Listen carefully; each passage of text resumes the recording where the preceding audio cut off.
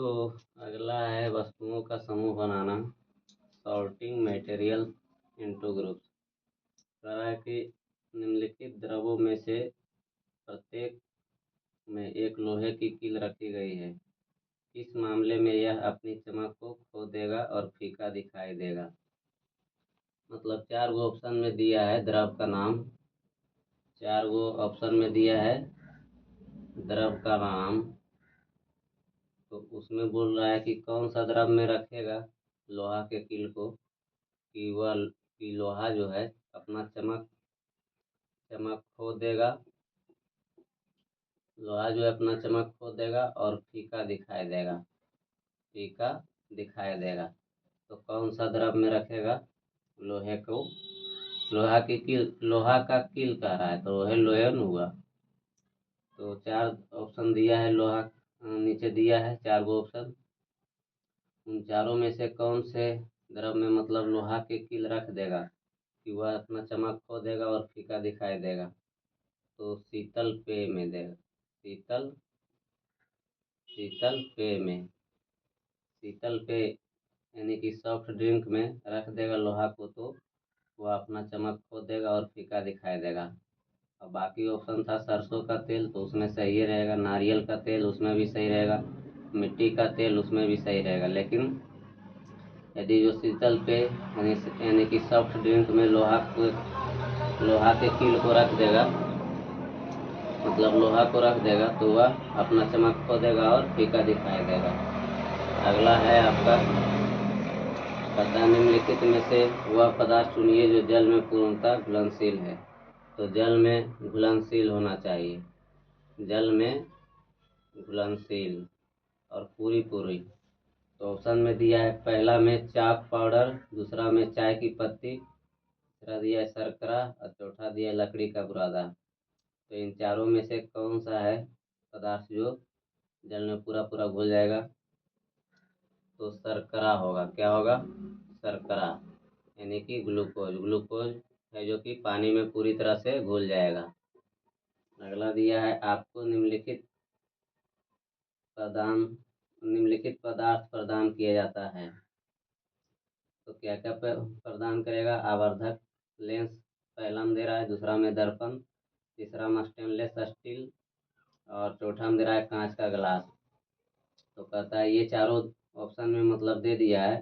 अब कहता है ये सब जो ऑप्शन में दिया हुआ पदार्थ है उसमें से किस पदार्थ को पारदर्शी के रूप में पहचानेंगे? मतलब आवर्धक लेंस है, दर्पण है, स्टेनलेस स्टील प्लेट है, कांच का गिलास है। इन चारों में से पारदर्शी के रूप में किसको जानेंगे? तो आवर्धक लेंस, आवर्धक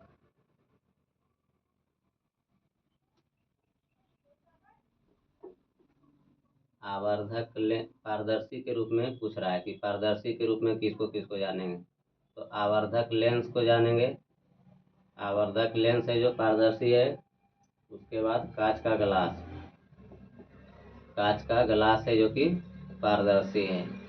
बाकी दर्पण तो अपारदर्शी हो जाएगा, स्टेनलेस स्टील प्लेट भी अपारदर्शी होगा, लेकिन आवर्धक लेंस और कांच का गिलास है जो कि पारदर्शी होगा। तो अगला क्वेश्चन कहता है बूझो को एक थैला मिला जिसमें निम्नलिखित पदार्थ था। तो बूझो को एक थैला मिला तो उसमें क्या क्या पदार्थ था? तो पहला में था दर्पण, दूसरा में था तेल से सना हुआ कागज और था चुंबक और कांच के चश्मे। तो दर्पण था, तेल से सना हुआ कागज था, चुंबक था और कांच का चश्मा था। तो ये जो चारों था उसमें से पूछ रहा है कि अपारदर्शी पदार्थ का पता लगाने में बूझो की सहायता करे। तो अपारदर्शी कौन कौन है? तो अपारदर्शी इन चारों में से क्या क्या हो जाएगा? तो दर्पण हो जाएगा अपारदर्शी, दर्पण होगा। उसके बाद क्या हो जाएगा इसमें से अपारदर्शी? तो चुंबक हो जाएगा, चुंबक हो जाएगा। ये दर्पण और चुंबक हो जाएगा अपारदर्शी, दर्पण और चुंबक अपारदर्शी होगा। अगला कहता है कि कक्षा में एक गतिविधि करते समय शिक्षक ने पहेली से पारभासी पदार्थ देने को कहा। पहेली कौन सी सामग्री अपने शिक्षक को चुन कर देगी? तो ऑप्शन में दिया है कांच का गिलास, दर्पण, मलमल का कपड़ा, एल्युमिनियम फोयल। तो पारभासी पदार्थ होना चाहिए, तो कांच का गिलास, दर्पण, मलमल का कपड़ा, एल्युमिनियम फोयल। तो पारभासी इनमें से क्या होगा? कौन सा कौन सा है जो कि पारभासी होगा ये चारों ऑप्शन में से? तो मलमल का कपड़ा। मलमल का कपड़ा है जो कि पारभासी होगा इन चारों में से। अगला कहता है कौन सा पदार्थ युग्म तैरता है यदि गिलास आधा पानी से भरा है?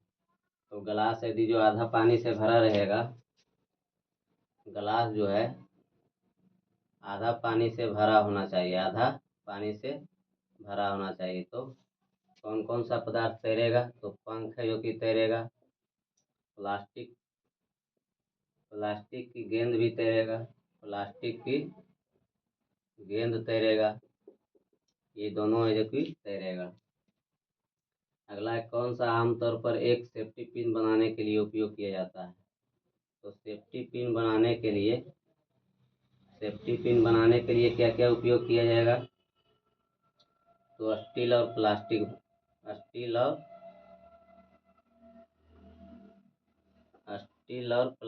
को यूज किया जाएगा। स्टील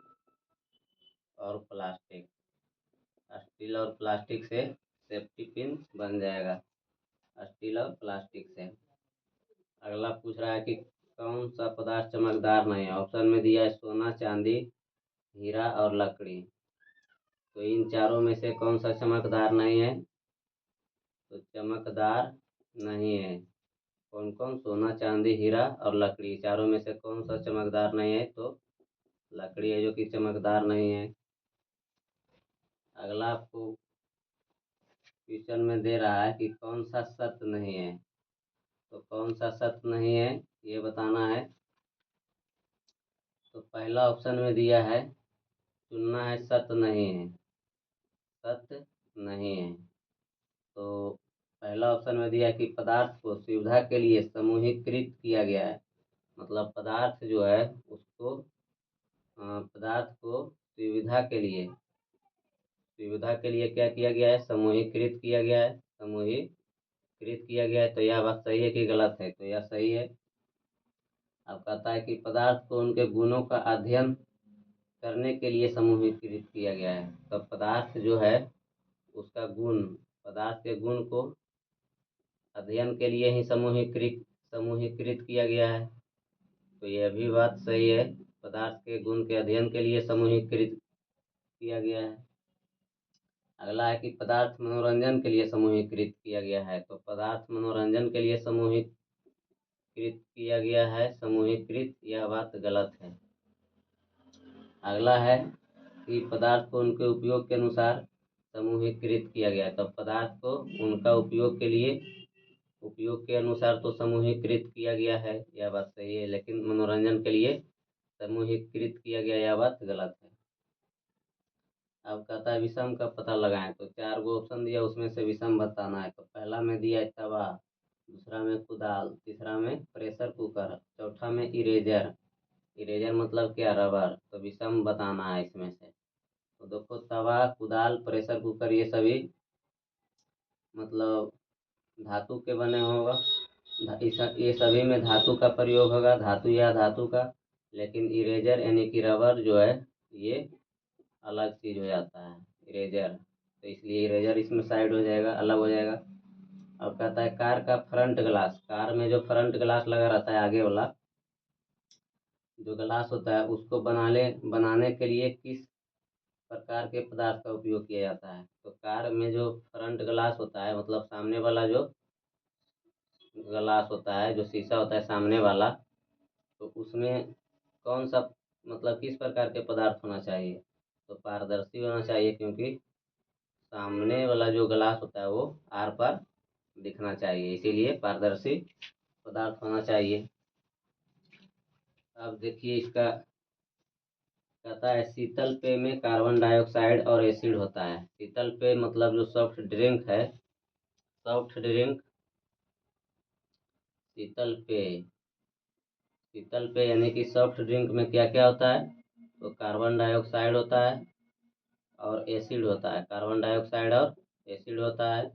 शीतल पेय में, जिसके कारण लोहे की कील को जंग लग जाती है। तो शीतल पेय में कार्बन डाइऑक्साइड और एसिड होता है, उसके कारण लोहा के कील जो होता है, लोहा लोहा के कील या समझो लोहा, उसमें क्या लग जाएगा, जंग लग जाएगा और फीका दिखाई देता है। जंग लग जाएगा और फीका दिखाई देगा। अगला कहता है सोडियम को मिट्टी के तेल में रखा जाता है। तो सोडियम को कहाँ रखा जाता है, तो सोडियम को रखा जाएगा मिट्टी के तेल में। सोडियम को कहाँ रखा जाएगा, तो मिट्टी के तेल में रखा जाएगा। मिट्टी के तेल में सोडियम को रखा जाएगा। शीतल पेय को कार्बनिक एसिड कहते हैं। शीतल पेय जो है उसको क्या कहेगा, शीतल पेय को शीतल पेय को क्या कहेगा, तो कार्बनिक एसिड कहेगा। कार्बनिक एसिड कहेगा शीतल पेय को, कार्बनिक एसिड कहेगा, जिसको सूत्र में हम लोग लिख सकते हैं क्या चीज़, H2CO3। शीतल पेय को कार्बनिक एसिड कहा जाता है, मतलब कह सकते हैं H2CO3 कहा जाता है।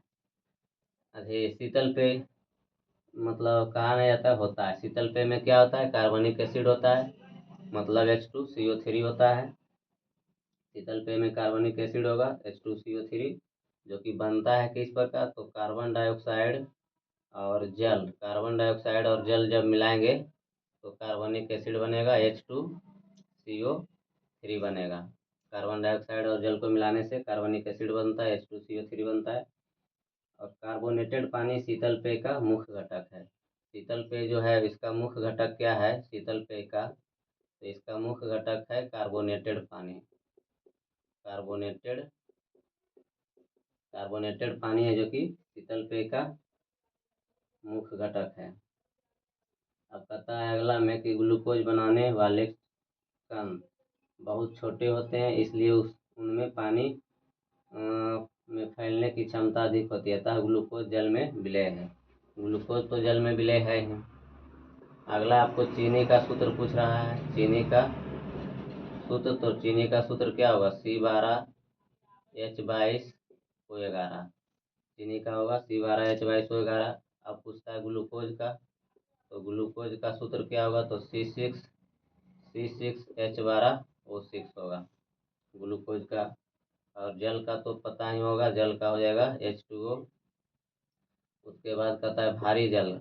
भारी जल को क्या चीज़ें, ड्यूटेरियम ऑक्साइड कहा जाता है, तो इसका होगा D2O। ड्यूटेरियम ऑक्साइड हो जाएगा D2O। यह तो ड्यूटेरियम ऑक्साइड मतलब किससे बन रहा है, तो हाइड्रोजन के 1H1 1H2 1H3 जो होता है, तो इसको कहते हैं प्रोटियम, इसको कहते हैं ड्यूटेरियम, इसको कहते हैं ट्राइटियम। 1H1 हुआ प्रोटियम, 1H2 हुआ ड्यूटेरियम, 1H3 हुआ ट्राइटियम। जब अम्ल क्षार के साथ अभिक्रिया करता है तो क्या बनाता है, तो लवण और जल बनाता है। अगर जो अम्ल और क्षार दोनों मिलकर अभिक्रिया करेगा तो क्या बनाएगा, लवण और जल बनाएगा। और लवण और जल बनाएगा तो इसको ऊष्माक्षेपीय अभिक्रिया भी कहेंगे, ऊष्माक्षेपीय अभिक्रिया भी कहेंगे। और इसको उदासीनीकरण अभिक्रिया भी कहेंगे, उदासीनीकरण अभिक्रिया भी कहेंगे। और इसको द्विविस्थापन अभिक्रिया भी कहेंगे, द्विविस्थापन अभिक्रिया। जैसे कि कह रहा है अम्ल, तो हम अम्ल मान लिए ले लेते हैं हाइड्रोक्लोरिक अम्ल, और क्षार ले लेते हैं सोडियम हाइड्रोक्साइड। तो ये मिलकर क्या बनाएगा, NaCl बनाएगा, सोडियम क्लोराइड बनाएगा और प्लस जल बनाएगा। तो सोडियम इधर था, मतलब एक ये सोडियम है, इस पर क्लोरीन रखिए जाएगा, तो ये मतलब और इसको OH जो है उसको विस्थापित कर देगा क्लोरीन, और सोडियम के साथ लग जाएगा। और ये जो हाइड्रोजन है ये इसके साथ मिल जाएगा, OH के साथ मिल जाएगा। तो मतलब द्विविस्थापन अभिक्रिया भी है, उदासीनीकरण। लवण और जल जब बनता है तो उदासीनीकरण अभिक्रिया करता है, और दोनों जब मिलता है तो कुछ ऊष्मा निकलेगा, तो इसलिए ऊष्माक्षेपीय अभिक्रिया भी कहेंगे इसको। अब है अगला कि आवर्धक लेंस में एक साधारण उत्तल लेंस का प्रयोग किया जाता है। आवर्धक लेंस जो होता है उसमें कौन सा लेंस प्रयोग होता है, आवर्धक लेंस में, तो आवर्धक लेंस में जो है मतलब एक साधारण टाइप का उत्तल लेंस प्रयोग होता है। आवर्धक लेंस में एक साधारण टाइप का उत्तल लेंस प्रयोग होता है। आवर्धक लेंस और कांच के ग्लास के माध्यम से वस्तुओं को आर पार स्पष्ट रूप से देखा जा सकता है, इसलिए हम इन दोनों को पारदर्शी के रूप में पहचान सकते हैं। स्टेनलेस स्टील जो है, स्टेनलेस स्टील,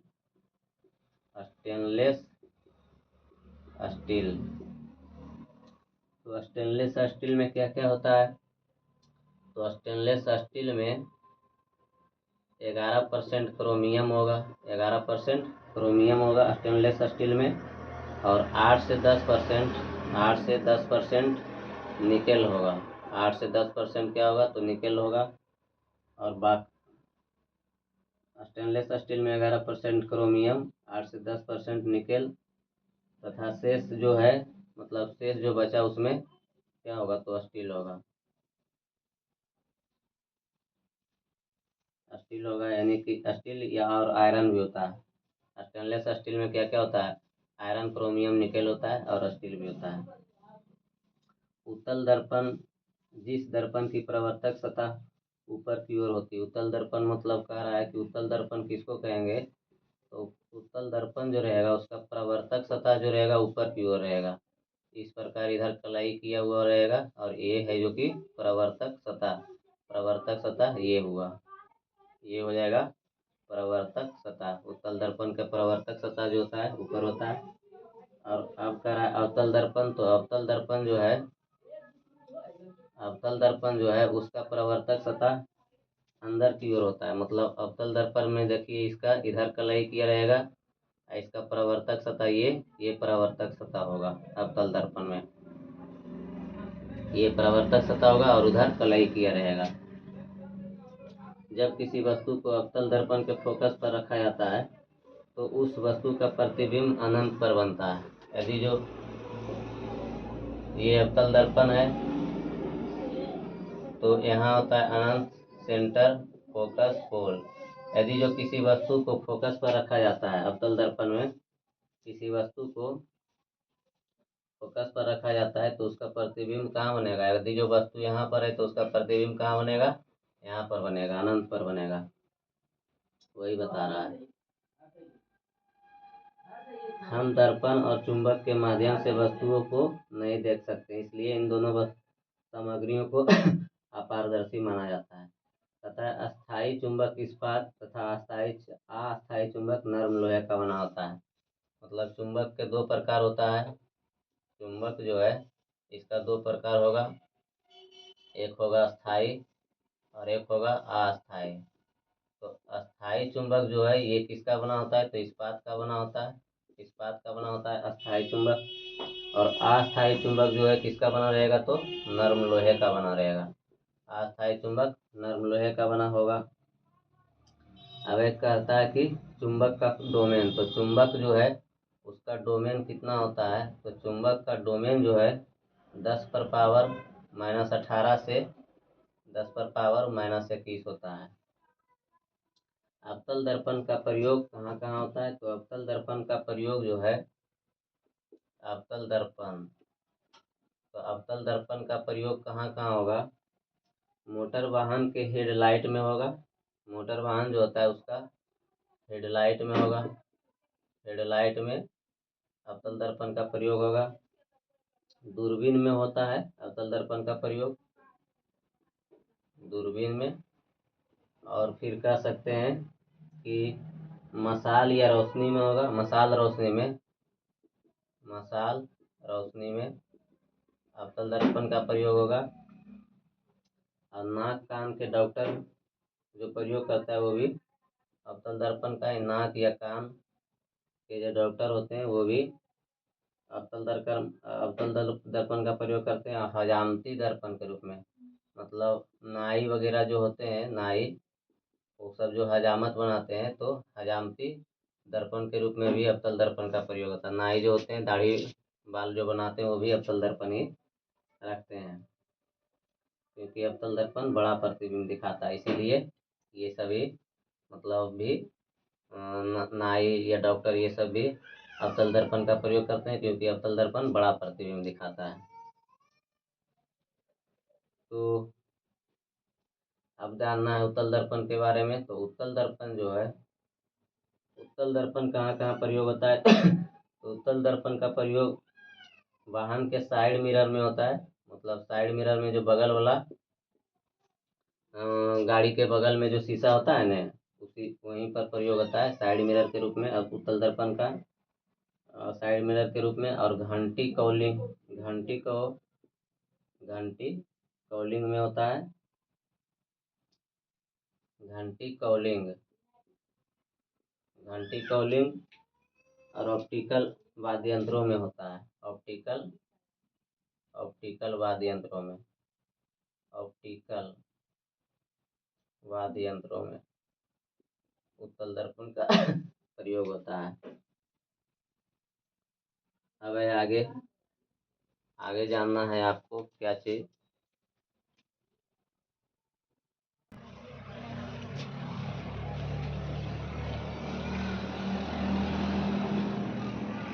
अब कहता है मलमल के कपड़े से हम वस्तुओं को देख तो सकते हैं लेकिन बहुत स्पष्ट नहीं, इसलिए इसे पारभासी सामग्री के रूप में जाना जाता है। मलमल के कपड़ा को पारभासी सामग्री के रूप में हम लोग जानेंगे। बॉक्साइट, तो बॉक्साइट का सूत्र क्या होता है? बॉक्साइट का सूत्र क्या होगा? तो बॉक्साइट का सूत्र होगा Al2O3। Al2O3 को क्या कहेंगे? तो बॉक्साइट कहेंगे। Al2O3 को बॉक्साइट। अब है क्रायोलाइट। तो क्रायोलाइट का सूत्र क्या होगा? क्रायोलाइट, तो क्रायोलाइट का सूत्र होगा Na3 और उसके बाद Al(F)6, ये होगा क्रायोलाइट का सूत्र। तो बॉक्साइट, क्रायोलाइट जो है ये सभी किसका अयस्क है? तो बॉक्साइट और क्रायोलाइट ये सभी एल्युमिनियम का अयस्क है। किसका है अयस्क?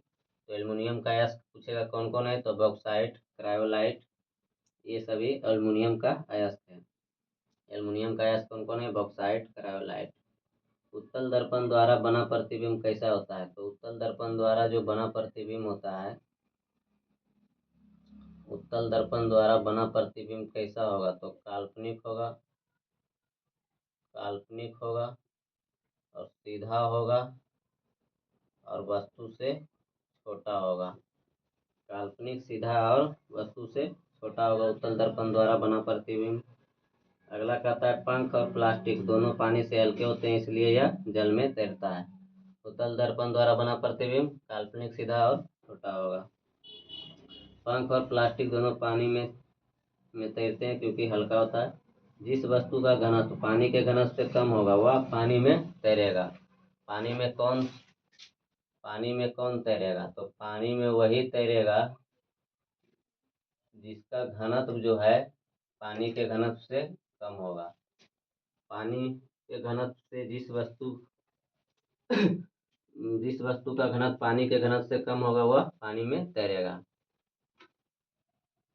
जिस वस्तु का घनत्व पानी के घनत्व से कम होगा वह पानी में तैरेगा।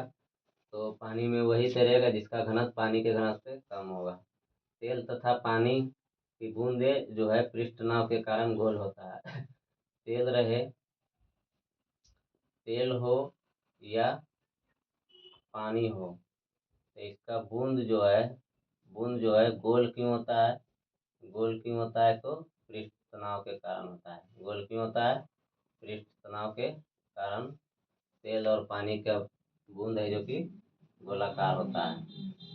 आर्किमिडीज का सिद्धांत, जब कोई वस्तु किसी द्रव में पूरी या आंशिक रूप से डुबोई जाती है तो उसके भार में कमी का आभास होता है। यह कमी हटाए यह कमी हटाए गए द्रव के भार के बराबर होता है। मतलब आर्किमिडीज जो थे, आर्किमिडीज, इनका कहना इनका कहना था कि जब कोई वस्तु को किसी द्रव में पूरी या आंशिक रूप से डुबाया जाता है, मतलब पूरा डुबा दे या फिर थोड़ा सा डुबा दे, तो उसके भार में कमी का आभास होता है। उसके भार में कमी का उसके उसके भार में कमी का आभास होता है। और यह जो कमी होता है, यह कमी जो होता है हटाए गए हटाए गए द्रव यह कमी हटाए गए द्रव के भार के बराबर होता है। हटाए गए द्रव के भार के बराबर होता है। स्टील और प्लास्टिक का उपयोग सुरक्षा पिन बनाने में किया जाता है। मतलब सेफ्टी पिन बनाने में किसका किसका प्रयोग किया जाता है? तो स्टील और प्लास्टिक का। प्लास्टिक का उपयोग किनारों को सील करने के लिए किया जाता है। जो किनारा होता है उसको भी सील करने के लिए किनारा कि किनारा जो होता है उसको सील करने के लिए भी किसका प्रयोग कर सकते हैं हम लोग? तो प्लास्टिक का। प्लास्टिक का। स्टील को आसानी से ढाला जा सकता है और वह एक तेज बिंदु बनाया जा सकता है। स्टील जो है उसको आसानी से ढाला जा सकता है। स्टील को मतलब किसी भी आकार में स्टील को आसानी से ढाला जा सकता है। स्टील को आसानी से ढाला जा सकता है और उसको किसी भी प्रकार का नुकीला चीज हो तो हम लोग बना सकते हैं। तेज बिंदु बनाया जा सकता है, मतलब नुकीला चीज बना सकते हैं। प्लास्टिक और लकड़ी है जो कि ऊष्मा के कुचालक हैं। प्लास्टिक और लकड़ी क्या है? तो ऊष्मा के कुचालक है। प्लास्टिक हो या फिर लकड़ी हो, ये दोनों क्या है? तो ऊष्मा का कुचालक है। ऊष्मा का कुचालक कहलाएगा प्लास्टिक और लकड़ी। अस्थायी चुंबक स्टील की बनी होती है एवं अस्थायी चुंबक नर्म लोहे की बनी होती है। स्टील लोहा और कार्बन को जोड़कर बनता है। स्टील कैसे बनता है? तो स्टील जो है किससे बनता है? तो लोहा मतलब आयरन और कार्बन मिलकर स्टील बनता है। स्टील लोहा और कार्बन को जोड़कर बनता है। मतलब स्टील है जो आयरन और कार्बन से मिलकर बनता है। धातुएं चमकदार होती है क्योंकि इनमें मुक्त इलेक्ट्रॉन होते हैं। धातु चमकदार क्यों होता है? धातु जो है चमकदार चमकदार होता होता है। तो क्यों होता है? क्योंकि इनमें जो है धातुएं चमकदार होती है। तो धातुएं क्यों चमकदार होती है? क्योंकि इनमें मुक्त इलेक्ट्रॉन होते हैं। मुक्त इलेक्ट्रॉन होते हैं इसलिए धातुएं चमकदार होती है। तो जैसे कि सोडियम है, तो सोडियम क्या प्लस, अगर जो सोडियम प्लस लिखते हैं तो सोडियम के एटॉमिक नंबर कितना होता है? 11 होता है। तो 2 8 10 1 11। तो ये जो एक आया इसको क्या चीज संयोजी, इसका संयोजी इलेक्ट्रॉन भी कहेंगे। इसका संयोजी इलेक्ट्रॉन भी कितना होगा? सोडियम का तो 1 होगा। और यदि जो संयोजकता बोलेगा तो संयोजकता भी कितना होगा? तो 1 होगा। और ये जो संयोजकता रहता है इसी को मुक्त किया जाता है, मतलब दान किया जा सकता है। तो ये दान किया जा सकता है, तो दान किया जाएगा, इसीलिए कह सकते हैं इसको मुक्त, मतलब मुक्त होता है। तो इसीलिए हम लोग कहेंगे कि धातुएं चमकदार होती है क्योंकि उनमें मुक्त इलेक्ट्रॉन होते हैं। मुक्त इलेक्ट्रॉन होने का मतलब हुआ कि त्याग होने वाला इलेक्ट्रॉन होता है। मुक्त इलेक्ट्रॉन होता है मतलब त्याग होने वाला इलेक्ट्रॉन होता है। इसीलिए धातुएं चमकदार होता है क्योंकि धातु में मुक्त मुक्त इलेक्ट्रॉन होते हैं। मुक्त इलेक्ट्रॉन की उपस्थिति के कारण प्रकाश का प्रवर्तन होता है। प्रकाश का प्रकाश का प्रवर्तन जो है क्यों होता है? प्रकाश का प्रवर्तन, तो प्रकाश का प्रवर्तन धातु से क्यों होता है? यही बोल रहा है कि मुक्त इलेक्ट्रॉन की उपस्थिति के कारण प्रकाश का प्रवर्तन होता है जिससे धातु चमकदार दिखाई देता है। तो प्रकाश का प्रवर्तन क्यों होता है? तो मुक्त इलेक्ट्रॉन के कारण होता है। मुक्त इलेक्ट्रॉन के कारण ही प्रकाश मतलब कोई धातु इस पर यदि जो प्रकाश को भेजेंगे तो प्रकाश क्या होगा? परावर्तित हो जाएगा। और परावर्तित हो जाएगा तो परावर्तित क्यों हो जाएगा? धातु पर से प्रकाश, धातु पर प्रकाश देंगे तो वह परावर्तित हो जाएगा। और परावर्तित क्यों होगा? क्योंकि धातु में मुक्त इलेक्ट्रॉन होता है। तो वही है कि मुक्त इलेक्ट्रॉन के उपस्थिति के कारण ही प्रकाश परावर्तन होता है। प्रकाश परावर्तन हो जाएगा जिससे धातु जो है चमकदार दिखाई देगा। जब प्रकाश लकड़ी पर पड़ता है तो प्रकाश विसरित या अनियमित तरीके से परावर्तित होता है। यदि जो प्रकाश को लकड़ी पर देंगे तो क्या होगा? विसरित हो जाएगा, मतलब फैल जाएगा। विसरित हो जाएगा मतलब फैल जाएगा, या फिर अनियमित रूप से इधर उधर मतलब हो जाएगा। अनियमित तरीके से परावर्तित होगा। विसरित हो जाएगा मतलब इधर उधर फैल जाएगा, या फिर अनियमित तरीके से परावर्तित होगा। मतलब इधर उधर मतलब कोई उसका एक दिशा नहीं होगा, नियमित रूप से परावर्तित हो जाएगा लकड़ी पर ही। लेकिन यदि जो धातु पर देंगे तो उसमें नियमित रूप से परावर्तित होगा। धातु पर यदि जो प्रकाश देते हैं तो वह परावर्तित होगा, लेकिन किस रूप में, तो नियमित रूप में परावर्तित होगा। और ऐसा क्यों होगा, क्योंकि धातुओं में मुक्त इलेक्ट्रॉन होते हैं और और प्रकाश जो परावर्तित होगा इसी के वजह से धातु चमकदार दिखाई देता है। तो लकड़ी जो चमकदार नहीं होता है।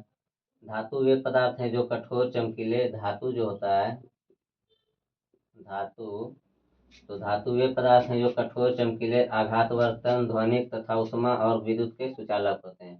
धातु जो होता है कैसा धातु मतलब में कौन कौन सा गुण होता है, तो कठोरता होता है और चमकीला होता है धातु, मतलब कह सकते हैं चमकीलापन होता है और आघात वर्ध होता है धातु।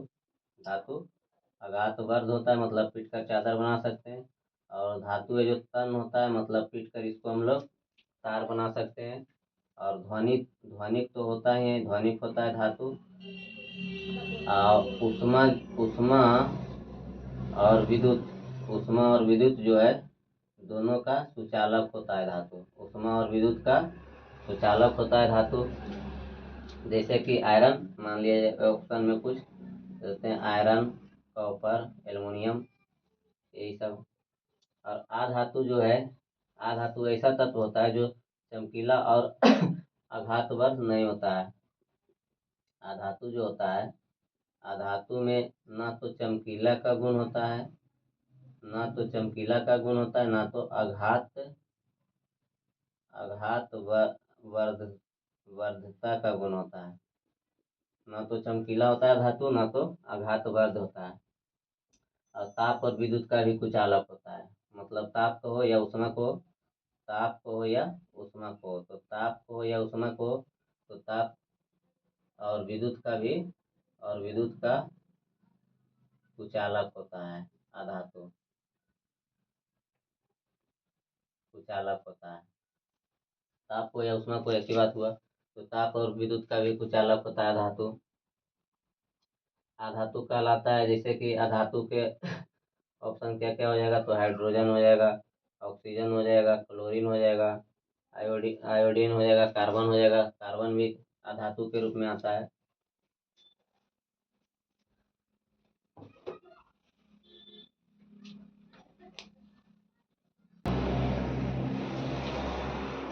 तो कहता है कि पदार्थ को किस लिए समूहीकृत किया गया है, तो पदार्थ को समूहीकृत क्यों किया गया है, तो पदार्थ को समूहीकृत करने के पीछे उपयोग और अनुसंधान उद्देश्यों में आसानी के लिए सामग्री को समूहीकृत किया गया है। तो किस लिए, ताकि हम लोग आसानी से उपयोग कर पाएँ और अनुसंधान जैसे कार्य में आसानी से इसको कोई भी काम मतलब कर पाए, इसीलिए समूहीकृत किया गया। समान वस्तुओं को किसी आधार पर कसौटी के अनुसार समूहीकरण करना वर्गीकरण कहलाता है। समान वस्तुओं को किसी आधार पर कसौटी के अनुसार समूहीकरण करना वर्गीकरण कहलाता है। वर्गीकरण की विधि द्वारा असमान वस्तुओं को दूर रख सकते हैं। सामग्री को मनोरंजन के लिए समूहीकरण नहीं किया जा सकता, वो बात गलत था। अब इरेजर किससे बना होता है, तो इरेजर है जो कि रबर से बना होता है। इरेजर जो है किससे बना होता है, मतलब इरेजर किससे बना होता है, तो रबर से। रबर को ही इंग्लिश में इरेजर कहते हैं, बना होता है। जबकि तवा, प्रेशर कुकर, कुदाल, ये सब ये जो कि किससे बनेगा, तो धातु से बनेगा। तवा, प्रेशर प्रेशर, कुदाल, ये तीनों किससे बनेगा, तो धातु से बनेगा। लेकिन इरेजर है कि रबर से बनेगा। प्रेशर कुकर, प्रेशर कुकर ऐसा कोई भी बर्तन जिसमें भोजन पकाने के लिए वायुमंडलीय दाब से अधिक दाब उत्पन्न करके खाना बनाने की व्यवस्था हो, उसे प्रेशर कुकर कहते हैं। मतलब कह रहा है कि प्रेशर कुकर किसको कहेगा, प्रेशर कुकर है जो कि किसको कहेगा, तो ऐसा कोई भी बर्तन हो जिसमें भोजन पकाने के